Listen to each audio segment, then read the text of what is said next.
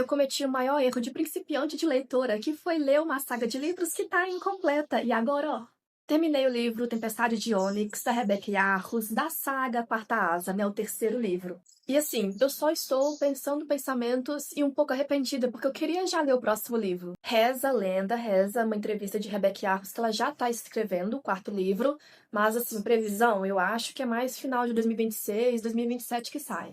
De qualquer forma, estou pensando pensamentos e eu quero dividir com vocês. Vamos conversar sobre. Eu sinto que, no final das contas, o balanço de poder, ele é muito desigual. Os Venom, eles, assim, não tem o que fazer com eles, não tem como fazer cócegas. O poder deles parece, assim, infinito. Eles tiram da fonte, direto, sem intervenção dos dragões. E como eles ficam corrompidos, eles não têm um limite, eles não vão chamuscar. Eles são meio que invencíveis. Como que a Rebecca vai manobrar isso daí? Eu acho que vai acabar com a Violet se formando Venom. Ou simplesmente o Venom vão acabar com tudo, porque de acordo com esses documentos que vão sendo colocados no início de cada capítulo, me soa como a Gesínia tendo compilado as histórias para as futuras gerações. Então me soa como uma história antiga, passada, que está sendo contada. Então meio que não tá ninguém vivo mais? É tipo assim, é uma história sobre como os Venin tomaram o poder por completo, mas tiveram cavaleiros muito corajosos que ousaram enfrentar tamanho poder, sabe? E outra coisa, além deles terem um poder bizarro de grande, qualquer pessoa que queira mais poder, que se permita se corromper e pegar da terra, se torna Venin. Então você acaba tendo infiltrados dentro da própria fortaleza. Tanto é que tinha o Panchek, mas ele na verdade não se transformou em Venin, ele só era um traidor da causa. Mas, como tinha o Jack Barlow, não duvido nada que estava cheio de infiltrado Venin dentro de Basgiar, por exemplo. No final das contas, a gente vê que eles são organizados, eles não são meio burros tipo zumbis assim. Eles têm uma organização. Me soa como os Volturi da saga Crepúsculo, porque eles também têm uma organização, eles sempre estão coletando os vampiros mais fortes ao redor do mundo para fazer parte do clã deles. Então os Venom seriam mais ou menos isso também, coletando as pessoas mais corruptas, propensas à corrupção, mais fortes, para eles ficarem cada vez mais invencíveis e sólidos no império deles ali. E assim, eu acho que muitos vão me discordar de mim agora, mas eu acho que a Theophany ali, ela é um sopro de que eu não sei mais se os Venom são tão do mal assim. Eu sei que tá um pouco claro isso, que eles são sim. Mas ainda assim, eu desconfio muito dos dragões desde o início. Porque os dragões meio que fazem os humanos de escravinhos deles, né? Talvez os dragões tenham alguma limitação que precisam dos humanos e decidiram em algum momento da história se conectar a eles para alcançar algum objetivo. Que objetivo? É uma briga de dragões com Venin, com seres humanos corrompidos? Porque assim, não dá para negar que Basgia também, aquele reino de Navarre é muito corrupto e horrível. Eles deixam os civis a Deus dará. Eu imagino que sejam civis que não se juntaram ao reino, não pagam impostos e ficam naquela região meio para lá, para cá das Égides, né? Além da proteção das Égides. Eles, assim, não têm vergonha nenhuma de sacrificar esse povo. Então, assim, eu não vejo como um jogo de bem e mal. Eu acho que é uma corrupção enorme ali, talvez em ambos os lados. Porque por mais que a Theophany fala, né? Ah, nós velhinhos não temos emoções, não temos, a gente mente muito e tudo mais, né? Não sei não. Assim, tudo bem, o Xaden, quando ele se transformou quase que por completo, ele conseguiu se segurar nessa relação com a Violet. Mas ainda assim, a Theophany ficou abalada quando falaram do templo daquela deusa Dune. Ela foi pega ali com algum sentimento, alguma coisa de recordação, de emoção, alguma coisa. Então eu não sei se eles são tão sólidos pedras assim, não. Então, o que eu quero dizer é, e se a gente der um zoom out, né? Olhar de fora? É uma guerra entre os Imperianos, né? Aqueles líderes de dragão, e os Venin, no final das contas. E os humanos estão ali só de manopla mesmo, só de bobeira, servindo a um lado ou ao outro. E, gente, no final das contas, naquele final, a pessoa que o Zayda não revelou que virou Venin foi o Boldy, né? O Boldy, ele tem aquela coisa de querer muito esse caminho próprio, essa força própria.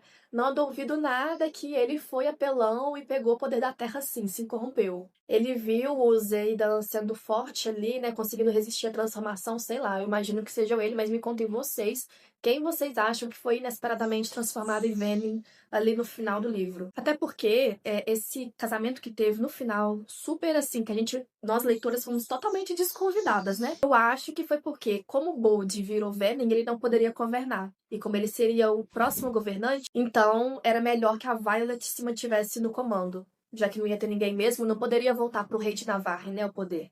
Porque, como eu falei, né, uma porcaria esse rei de Navarre, né, ele realmente não presta atenção pra nada, não se importa com nada, ele é bem cruel, então não faria sentido nenhum ele voltar a ser, ele ter esse poder todo sobre Tyrendor. No final das contas, também uma que eu achei que não iria voltar nesse livro e voltou foi a Andarna.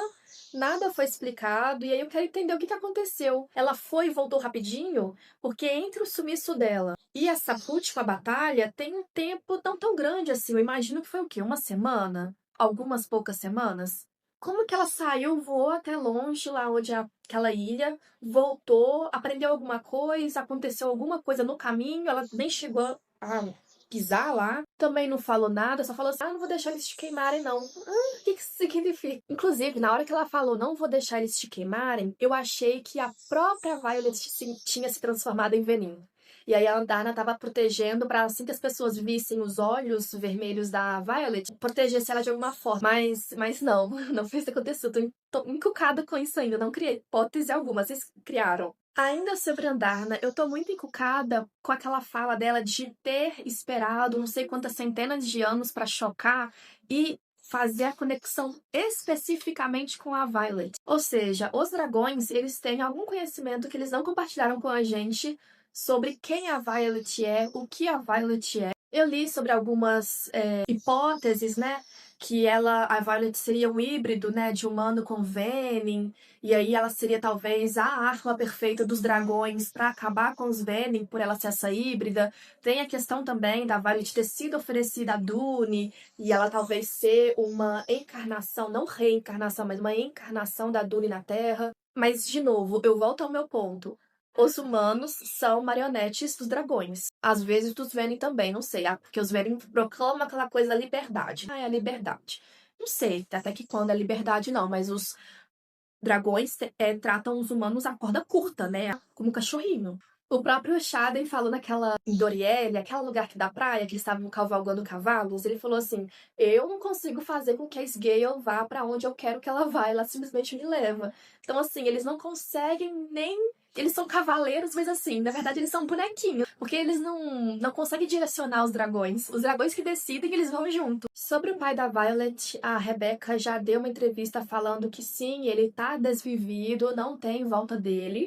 Tinha algumas teorias que eu achava até interessante, falavam que ele, na verdade, se corrompeu, virou Venin e virou algum dos mestres dos Venin e tal. Eu achava legal essa teoria, mas pelo que a Rebecca falou, não tem nada disso. Mas ainda assim, ele descobriu muita coisa que não tá tudo revelado ainda. Eu acho que essa avó deles, né, a avó desses três irmãos, vai conseguir elucidar mais coisas, acho que não tudo também. E no final a gente tem essa questão dos cortes secos, né, um pouco explicada, eu acho.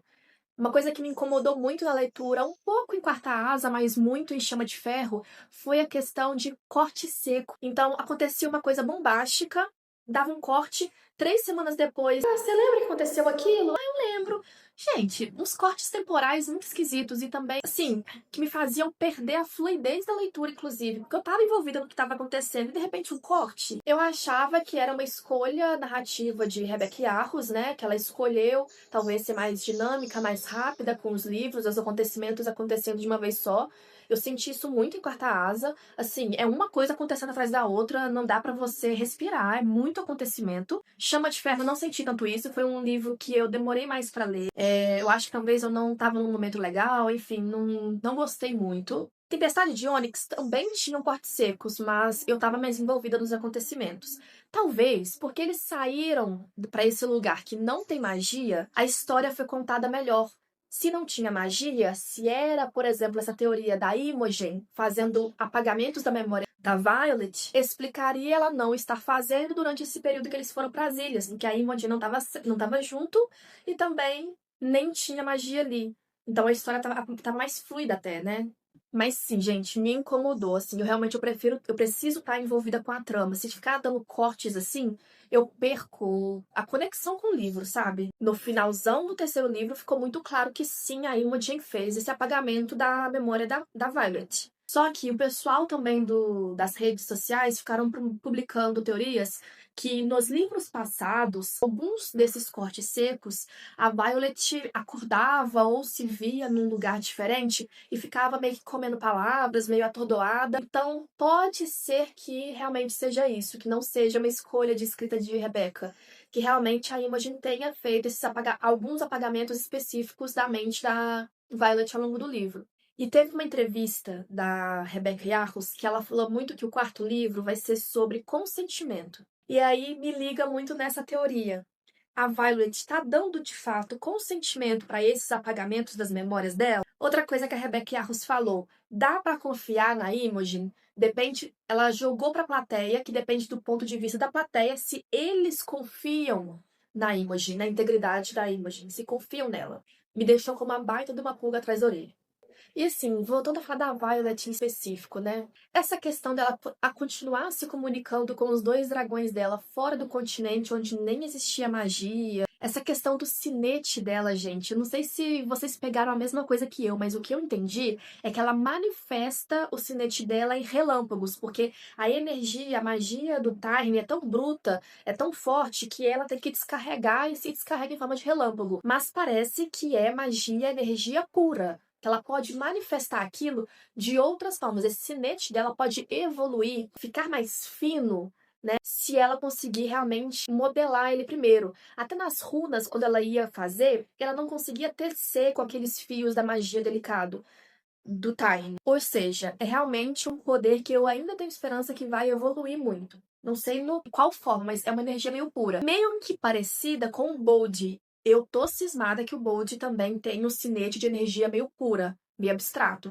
É meio Dorian de Trono de Vidro, sabe? O poder dele super abstrato, sendo magia pura. E aí ele consegue canalizar e evoluiu aquela magia dele para coisas muito mais finas e diferentes entre si, sabe? Ele dominou a magia dele para fazer a metamorfose, dominou para fazer o gelo, enfim, ele vai dominando e vai moldando aquilo. Eu tô cismada que o Bold e a Violet é meio isso. E essa coisa também que eu não entendi, parece que a Violet é tão preciosa, é tão arma, assim, não é só por ela ser dominadora dos relâmpagos, mas parece que é porque ela consegue pegar essa magia dela direto daquele Empírio, eu acho.